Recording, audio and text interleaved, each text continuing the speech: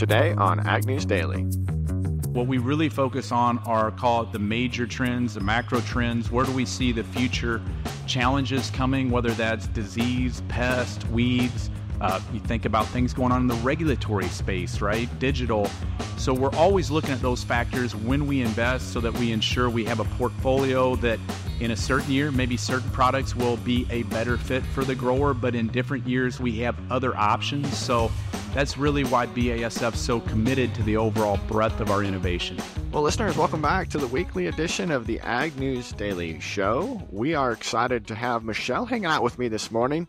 It's always a great day when we don't have Delaney around, right, Michelle? Yeah, and it feels like fall outside.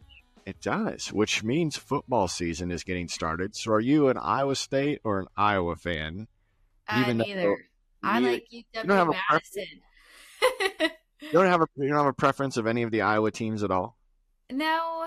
I just don't watch Iowa. I'm more of a Badger and Packer fan myself. So they're in Brazil today. So go Pack, go. There you go. Yeah, we've got our big rivalry game this weekend. So I'm going to say go Cyclones. Therefore, nobody else on the podcast can say anything against me. Well, let's see what the weather's going to be like for kickoff. It is going to be a cooler weekend, feeling more like fall. As we mentioned, lows will be dropping into the 40-degree areas in some areas this weekend throughout the Midwest. Although there isn't expected to be very significant frosts, which is great news. Temperatures will gradually increase next week, and we'll still see dryness as a concern. Many of the farmers across the Midwest have missed the scattered rainfall over this holiday week, and corn is continuing to fill as well as soybean pods as the harvest season is about to get going shortly. When we look, though, Michelle, into the 6 to 10-day temperature outlook, parts of the Midwest will have above or near normal levels for temperature. We will also see some precipitation levels that will be below normal. So it looks like normal temperatures in the forecast, Michelle, with less rain. The latest National Weather Service September outlook has parts of Wisconsin and the West to be slightly above monthly temperatures, while most of the Midwest is expected to be slightly drier than normal for the next coming month. Sounds like some fun weather going on, but as we look at crop conditions, 65% of the corn crop is rated good to excellent across 18 states growing the majority of the nation's corn, according to the latest crop progress report, maintaining last week's 65% and higher than last year's 53%. 65% of the soybean crop is also rated good to excellent this week across those states, slightly dipping 2% from last week's USDA's report. Although compared to last year, it's rated higher than 2023's 53%. 70% of the spring wheat is harvested right at the 5-year average, up 2% from last year's soybean crop, wheat crop, I meant. Absolutely. We're certainly seeing those numbers round out as we get close to the end of that reporting window. But we've got big news, Michelle. In the southwestern corner of Nebraska, we've got a new cattle lot that will soon be the largest feedlot in the state. So great big news there in the cattle industry. The doors are set to open and take feeders later this month. Black Shirt Feeders is led by 3 veterinarians. They will start off by taking 50,000 cattle over the next 3 to 5 years. They have plans to ramp up to 150,000 head capacity, according to the project's website. This would make it one of the largest in the nation, not only the largest in the state of Nebraska. The feedlot is north of Hagler. That is a village near the Kansas and Colorado state borders. Initially, this site was chosen to be erected 2 years ago in a different location, but Michelle, opposition moved this location to where it had better groundwater quality and quantity, according to the Nebraska Examiner. A $200 million project that is located in Dundee County has seen a 21% population drop over the past dozen of years. That city is now going to have the needs to fill this working feedlot. The feedlot project will employ about 130 people. Supporters of the feedlot say that its potential to make new local markets for corn as well as local housing. The size of this project will be approximately 50% of the footprint in traditional dirt floor feedlot. and the similar capacity of roller compacted concrete. So we'll continue to keep an eye on this project. The website says this will allow for more hygienic practices in pens and diminishing the presence of flies, which was concern from locals there as well. The feedlots website states the project's goal is to create a new market and new opportunities for everybody in the area. So exciting to see new expansion taking place in the cattle industry, Michelle. It'll be interesting how it will look like later this month and these next few months. But as we look, what's the going rate for farmland rental rate prices is oftentimes a hard question to answer. Overall, cash rent continues to go higher, but it can be dependent on the individual farm ground, the size of the field, drainage, soil fertility, ease of access for farm equipment, pressure for residential and energy development, and much more. The USDA's National Agricultural Statistics Service says the average U.S. cropland rent increased by 3.2% over 2023 to $160 per acre. Irrigated cropland rose 3.4% to $245 per acre, while non-irrigated cropland rents increased 2.8% to $146 per acre. Cash rents for pasture land also increased this year to $15.50 per acre, a 3.3% increase. Hawaii, Oklahoma, North Dakota, and Maryland led the country in highest percent increase in cropland cash rental rates in 2024, ranging from 7 to 11%. By value, the highest cropland rental rates were in Arizona at $343 per acre, California at $335 per acre, and Hawaii at $326 per acre. So quite a bit there, Tanner. Yet all those states have a lot of specialty crops and orchards linked to water rights. The USDA's cash rent survey provides the basis for county estimates of the cash rent paid for irrigated cropland, non-irrigated cropland, and pasture. The USDA's National Agricultural Statistics Service state and U.S. estimates were released the first week of August every year, while recently county estimates were released in late August. So very interesting to see, to say the least. I did not expect you to say Hawaii and not include them. The California and Arizona makes sense, but you caught me off guard with Hawaii. We also saw big news this last week. Koch Ag Energy Solutions, a global company providing products and services for energy, chemical, and other agricultural markets, completed a $3.6 billion acquisition of an Iowa fertilizer plant from OCI Global after announcing its pending sale last year. And criticism was received from lawmakers and farmers since the purchase gives Koch the control of what was now the largest fertilizer plant in the world. When it was built in 2017, the plant has the capacity to produce 3.5 million metric tons of nitrogen fertilizers and diesel exhaust fluid annually. Farmers are disappointed about this recent purchase and acquiring the nitrogen facility in Weaver, Iowa. They were hoping to have more competition in the space to keep values in check. Josh Linville of StoneX was telling reporters that lawmakers, farmers, and advocacy groups have expressed their fears that it would increase the high cost of fertilizers. In addition, the Federal Trade Commission and Department of Justice were urged to investigate the merger due to antitrust concerns. Most notably, Koch's fertilizer share in the U.S. production capacity jumped after the Weaver acquisition. Urea ammonium nitrate, or UAN, rose 20.5% after the acquisition, previously only holding 8.7% of the market share. Urea's market share increased by 5%. They now hold over 25% of that market, and ammonia, that market rose by another 5% to carry themselves above 16% in that market. The president of Koch says that in the last 15 years, the company's invested $2 billion into North American production facilities to enhance the reliability and expand production, as well as improve logistics for customers. He says the investment enhances the company's ability to serve customers in the long term by providing additional flexibility for their preferences. The Koch fertilizer fleet includes 4 nitrogen production facilities in the U.S. now and 1 in Canada, plus an extensive terminal network. So only the big are getting bigger, according to that news headline, Michelle. Yeah, very interesting.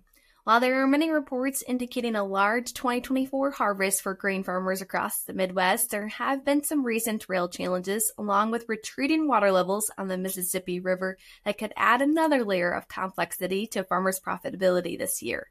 The executive director of the Soy Transportation Coalition, Mike Steenhoek, says that while water levels on the Mississippi River and other navigable waterways were higher this year from late April through mid-July compared to 2023, now going into September is not the case anymore. The amount of precipitation has diminished over the past month. Water levels have retreated as well. According to the U.S. Geological Survey, the river gauge at St. Louis is just over 4 feet higher than the same time last year compared to the level at Memphis, which is over 1.5 feet lower today than the same time last year.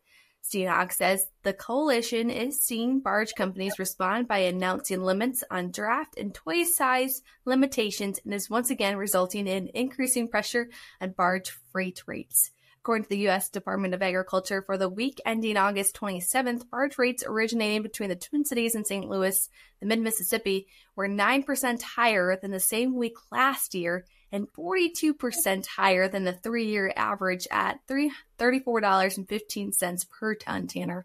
For freight originating in St. Louis, rates per ton were $26.62, 6% higher the same week last year and 65% higher than the 3-year average. Very interesting, to say the least.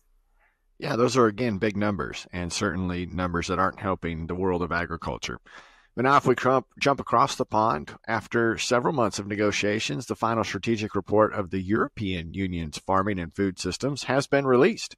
Earlier in September, the president of the European Commission, Ursula von der Leyen, she stated that the conversations brought together stakeholders from the European agri-food sectors, including farmers, NGOs, consumers, food retailers, to reach this common understanding and vision for the future of the EU's farming and food system.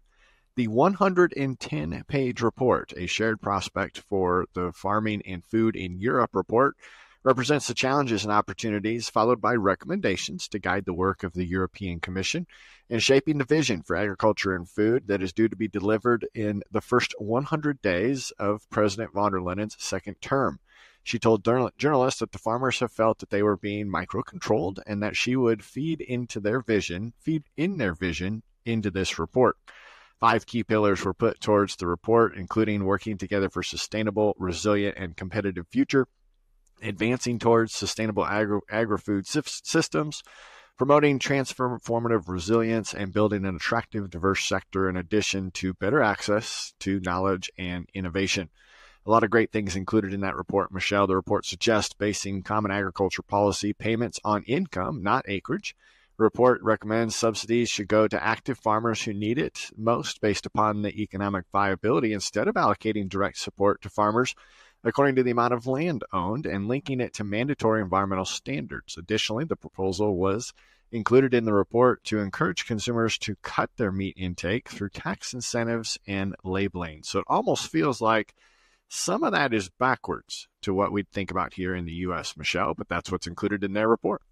Yeah, it's very interesting. I was in Europe earlier this year, and just to hear the farmers' frustrations were just very, understanding and where they were coming from, and just reading this report. It's a long one, but it was cool just to hear their opinions upon it. But last week at the Farm Progress Show, we heard from BASF, so let's get into that interview. So it is our pleasure to have Brian Perry here with BASF. Welcome to the podcast. Yeah, thank you, Tanner and Delaney. So what's the title with BASF? Let's learn a little bit about you and what your role is. Yeah, so my current role is the U.S. head of seeds and traits with BASF. I've been with the company for 26 years in a litany of roles, currently based in Raleigh, North Carolina, and just glad to be in a position that I can help contribute and innovate to growers like the ones sitting in our crowd here today. Now, Brian, before we started recording, we were talking a little bit about your background. They have you out in Raleigh, but you're not originally from that area. So did you grow up in agriculture, and how'd you find yourself working for BASF? Yeah, I appreciate that opportunity to highlight that I'm a 5th generation of my family to be involved in agriculture. Grew up on a farm in northwest Missouri, so I hope the Iowa crowd here won't hold that against me. But very proud to have been in farming, and I farm today. I have about 80 acres that I own myself that I run a pencil on. It's fun to go back and help my dad out, and that's really what's got me into agriculture and kept me in it. love that there's a connection inside some of these larger ag corporations to really put together a lot of direction. As BASF has been working with growers for a long time, how has this year played out for your customers? Yeah, the thing about ag that everybody knows that's so fun is that every year is so different, right? Whether it's the weather challenges, whether it's the commodity prices. I'd say what I've been seeing as far as this year, you could start off with a bit of a delayed planting season in areas. Then eventually we got in the fields, and then, of course, the faucet shuts off for a little bit. But all in all, if you look across the Corn Belt, there's a pretty good crop out in the field. Now, that's had, obviously, a negative impact on commodity prices. But still, at the end of the day, when our growers are putting bushels in their bins, that's a good day, right? That's why you grow a crop. So I'd say all in all, while we have challenges, next year will be no different. I'd say this year's been a pretty positive year overall. Now, some places maybe, little different weather patterns here and there, but as a whole. But we'll see combines roll in here in just about a month, and we'll really start to see what some of that crop looks like coming out of the field. But considering that, as you mentioned, every year is so different from an environmental perspective, from access to technology perspective, sitting in the unique role that you do as head of seed and trait, how do you make decisions year to year, knowing every year looks so different, to be able to provide that latest and greatest product to growers? Yeah, that's a really good question, because when you think about a lot of the innovation that BASF invests in, so for example, we spend 11% of every dollar that a grower purchases from a BASF brand, we put that back into basic R&D. If you think about a new crop protection product, that takes at a minimum 10 to 11 years to get to market after you've discovered the compound. So if I back that up even further, you're talking 15 plus years. And then when you think about seeds and traits, it can take you 20 to 25 years to get a new trait to market.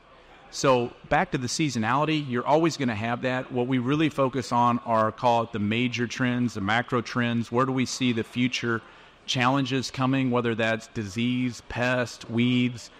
You think about things going on in the regulatory space, right? Digital.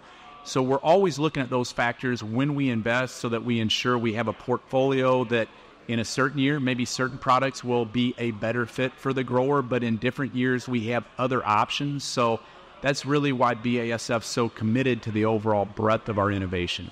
Yeah, it's a lot of technology out here that's involving AI and trying to use predictive analytics. And a lot of the pushback we get from those interviews and conversations is you can't control the weather. So it's good to see that you're looking at the macro side of things, the overall picture. But as BASF continues to push forward with innovation, what are some of the new things that they're working on the crop protection side?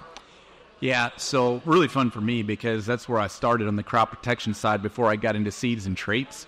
I'd say this upcoming year, we'll be launching a new herbicide called Liberty Ultra. So many in the crowd will recognize Liberty. And with the trait shifts and things we see going on, it's one of the most widely used tools to help control palmer pigweed, water hemp. Liberty Ultra will be safer, it'll be a lower use rate, it'll be more efficacious. And we have other future innovations that will keep making that offering better. We have a new corn herbicide that we're extremely excited about called Certain, and it will be a formulation of pyroxasulfone and or our Kixor herbicide technology. But in a nutshell, it's bringing a new side of action really to corn. So not a lot of PPOs are used in corn today, mostly in soybean. So it will bring in a PPO. It'll bring really long residual. So those are a couple of the really big crop protection innovations that would be coming in 25. But when you look at 26, 27, 28, I think we've got a total of about 25 products over the next 4 years that we'll be bringing. And I haven't even touched on the seeds and traits part of the business that I get the chance to manage as well. Well, that's where I'm headed next. Let's talk about some of those new things coming down the seed and trait pipeline. Yeah, just like put that on a tee, yeah, right? Exactly. A softball. So I appreciate that. Give her all the easy questions. Yeah. So for me, this is what's so fun about being here at Farm Progress. So BASF has not been as an exhibitor at Farm Progress for the past 14 years. The last time we were here was when we launched Kixor herbicide technology. So some of the audience would recognize that as Sharpen or Verdict or Optil, now Zidua Pro. That was game-changing at the time because at the time that was all Roundup, right? So now, being here 14 years later, we're launching an entirely new soybean breeding program into the U.S. for growers through our Zitavo soybean seed brand. So why should people care? Well, The reason why they should care is because today, 98% of all the soybean genetics that feed, by the way, 160 soybean brands across the U.S. come out of 4 major breeding programs. So we believe that diversity is key. You know that bringing new sources of genetics, germplasm, is how you push yields higher. Growers need choice, and we'll be bringing the 5th major breeding program to the U.S.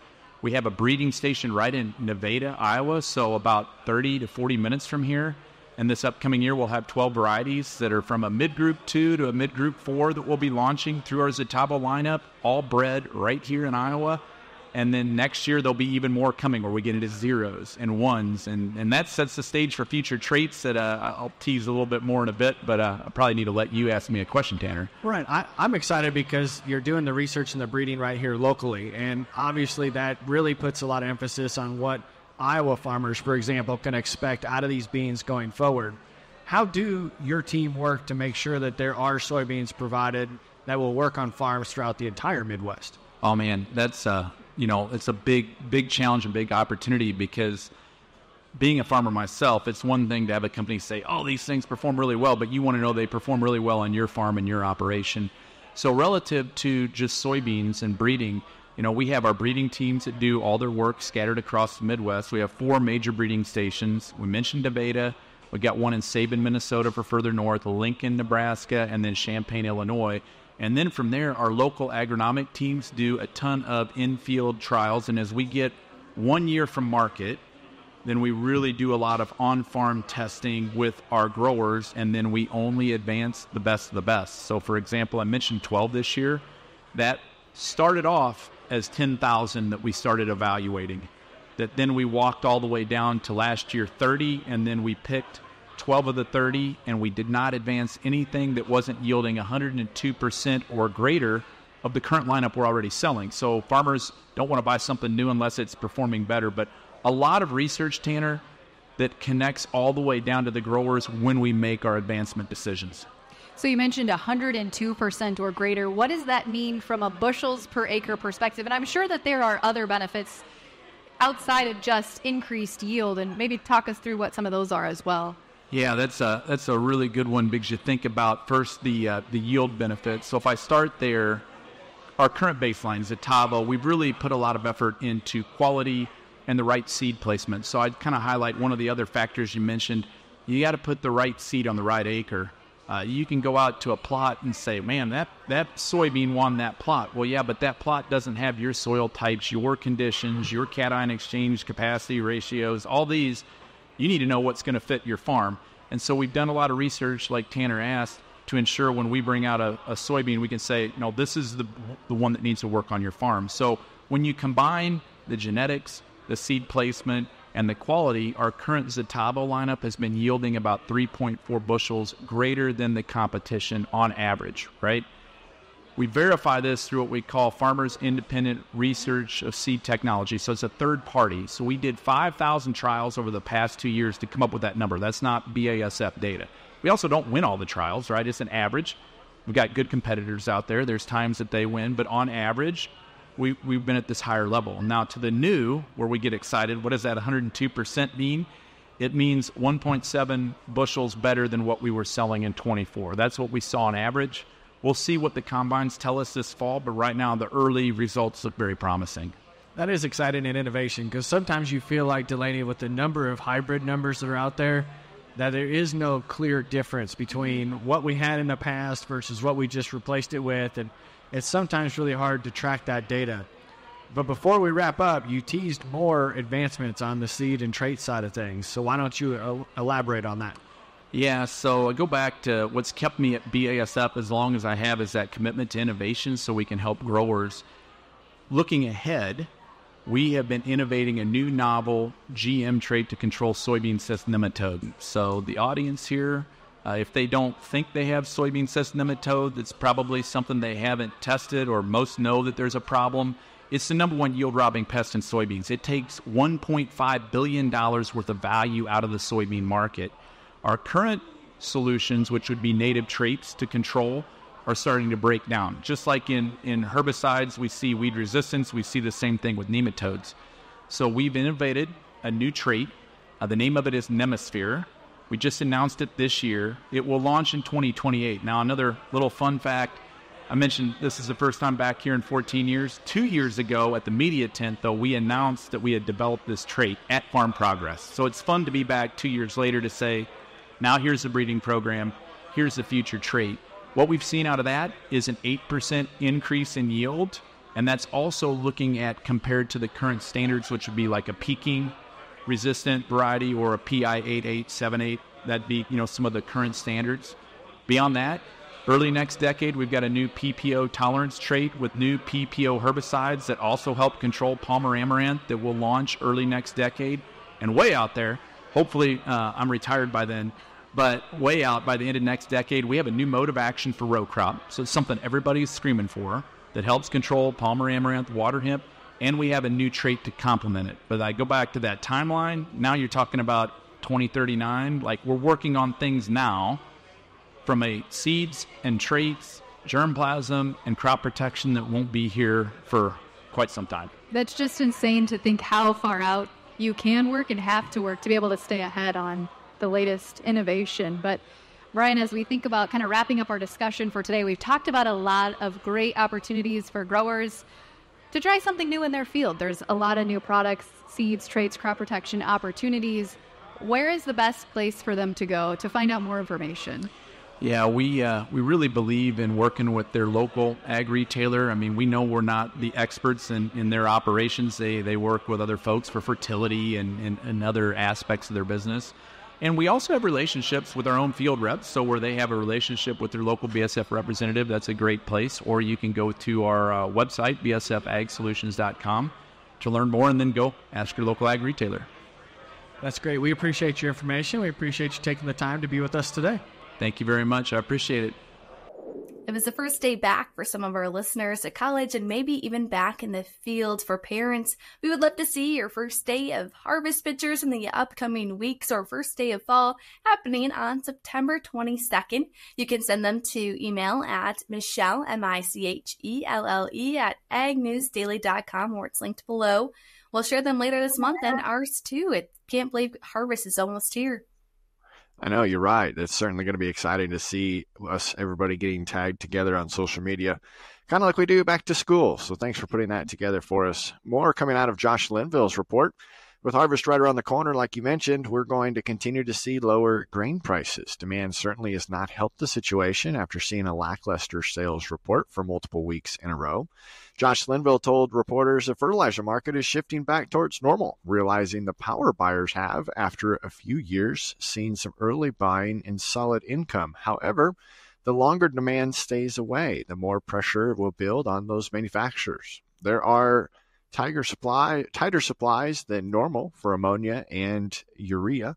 We are continuing to take a look at what supply concerns we have for urea globally. There's 3 to 4 million ton shortfall from China, 1.5 million tons from Brazil, and 3 million tons from the European Union region.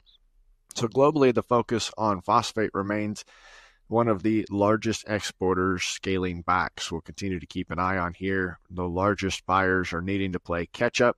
So we're talking almost across the board, Michelle, tighter supplies, and we're behind on demand. Mm-hmm. What will these next few months look like as we end off 2024? But as we look at new crop corn, it's finally traded back above $4, closing higher for 5 consecutive sessions before pulling back on Thursday. After setting a low in late August, we may have seen our low put in as we head into harvest, but time will only tell whether the last few trading sessions are a sign markets have put in their low or short-term short covering. On Thursday, the USD reported a flash sale of 189,700 metric tons of soybeans to unknown destinations for the 2024 through 2025 marketing year and 126,000 metric tons to China for 2024 through 2025. This follows a sale of 131,000 metric tons earlier this week and confirms some of yesterday's rumor that China had purchased more U.S. soybeans. Soybeans were able to finish Thursday's trading session in the green, but overall continue to have sluggish sentiment at best. So what will these next few months bring? That will be one to tell. Absolutely. That is to certainly get some farmer sentiment back up. It'd be great to see a couple of days in the green at least to present some opportunities for some sales. But listeners, we appreciate you hanging out with us here on Ag News Daily.